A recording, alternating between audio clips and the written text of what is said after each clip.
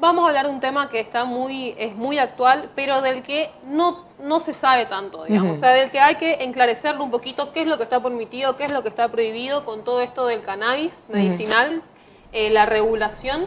Así que para esto lo tenemos a mi colega, el señor Mariano Dávila, profesor de la Facultad de la UNE, profesor de Derecho Penal y está con nosotros. Mariano, un fuerte aplauso para él. Gracias por el tiempo. Muchas gracias, muy buenas tardes. Un gusto poder acompañarlos acá para conversar sobre esto. Mariano, contanos un poquito para arrancar. Primero, poner sobre la mesa qué es lo que está permitido, qué es lo que está prohibido, cuáles son estas nuevas regulaciones que tenemos hoy en la legislación, digamos. Bueno, esta es una inquietud muy candente por gran parte de la comunidad, por gran parte de la sociedad, y en ese sentido nosotros nos encontramos con una regulación que fue avanzando sobre la cuestión. Veníamos de un prohibicionismo total y estamos yendo hacia una regulación estatal, ¿sí? Es decir, los primeros avances se dan en materia de salud respecto a derechos de la salud, y es por eso que nosotros desde el año 2017 tenemos una ley de cannabis medicinal. Una ley que en un primer momento no tuvo gran aplicabilidad para los usuarios y para las madres, como son habitualmente los que conocemos casos de pacientes, y posteriormente, a partir del año pasado, a partir del 2020, con una regulación de un decreto de orden nacional y a su vez también de otra regulación de orden ministerial del Ministerio de Salud de la Nación, se fue aclarando la cuestión de cuáles son los comportamientos permitidos que tienen los usuarios, pacientes, allegados u organizaciones. Con esto también es importante aclarar, ¿no?, que la ley de estupefacientes, que la teníamos desde antes a nivel nacional, no prohíbe el consumo, pero sí prohíbe todas las conductas asociadas al consumo, como la tenencia, digamos. Por eso se complicaba el tema del autocultivo.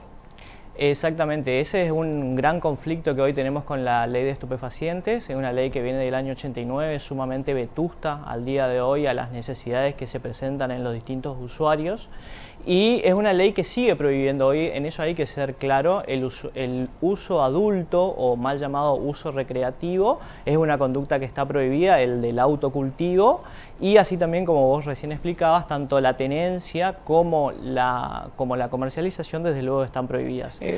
Hago una aclaración más, sí. La cuestión del consumo o la tenencia dentro del ámbito privado, dentro del domicilio de una persona, sí puede venir a ser realizado en función de fallos jurisdiccionales, ¿sí? Pero la ley lo sigue prohibiendo hoy en día.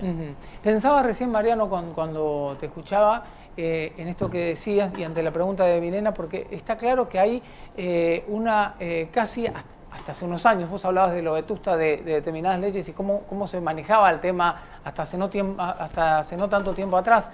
Existía una condena social respecto a la mención de, ¿no? Vos decís, estaba totalmente asociado a una práctica equivocada, un mal camino para... Sin embargo, hoy está demostrado que a partir del uso medicinal, hay beneficios que son verdaderamente muy importantes para muchísimas personas, ¿no? Totalmente, es así, Daniel. A partir del ingreso de la información y del conocimiento se van rompiendo prejuicios. Eso es lo que pasó respecto al cannabis. A partir del momento en que se pudo conocer que tiene funciones analgésicas y antiinflamatorias, que es sumamente útil, ya sea en la administración a través de aceites o de extractos, eso fue agregando información, fue rompiendo prejuicios, como les venía diciendo, y también la comunidad científica, es decir, los médicos han ido avanzando en la información, en los congresos, en la amplitud también en las distintas patologías que se tratan, porque se tratan desde epilepsias, ansiedades, se tratan problemas de artritis, es decir, la gran desmitificación vino principalmente en muchos casos por parte de nuestros mayores, porque nuestros abuelos o nuestras madres por ahí trataban de recurrir a esta sustancia para evitar otros medicamentos que suelen ser aún más fuertes. Pero no es tan simple, ¿no?, como empezar a realizar, digamos, el autocultivo, sino que hay una serie de requisitos para poder hacerlo, ¿no? Exactamente. Hoy tenemos que hablar de una libertad regulada, ¿sí? Es decir, ¿esto qué quiere decir? Que hay un ente que se llama el ReproCan, que es un ente que corresponde al Ministerio de Salud, que es el que se encarga de establecer un registro de cultivadores. Ese registro de cultivadores lo que permite es venir a establecer una serie de parámetros en función de los cuales uno puede hacer el autocultivo para después, posteriormente, realizar la extracción de aceite o el consumo como mejor considere el médico y el paciente. Eso también es algo muy importante de informar, que a través de esta ley, a través de esta reglamentación, lo que se produce es un empoderamiento del médico, porque hay un trámite doble que tiene que hacer tanto el médico como el paciente al momento de venir a registrarse en el ReproCan. Tiene toda una serie de pasos, una declaración jurada, un consentimiento informado que hay que presentarlo dentro de la página, ¿sí? Se tienen que suscribir, ahí hay que detallar el domicilio en donde se va a venir a llevar el cultivo, cuál es la patología, cuáles son los beneficios positivos que tiene para esa persona o para ese paciente. A su vez también hay que expresar cuáles serían los efectos negativos en el caso de que no se le permita la habilitación.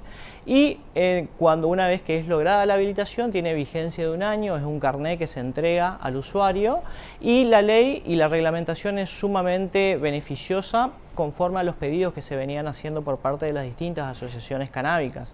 ¿Por qué es beneficiosa? Porque contempla las 3 posibilidades más importantes. Contempla el autocultivo para el propio usuario o la posibilidad del cultivo por subrogación, es decir, por parte de un familiar o por parte de un tercero que cultiva en favor de ese paciente. Y a su vez también contempla la posibilidad de que ONGs o asociaciones que se dedican a este tipo de actividades cultiven de manera solidaria para los pacientes que necesitan este tipo de tratamientos. Mariano, vos sos asesor legal de ASIM, ¿no? Exacto, sí. ¿Nos podés contar un poco de la asociación?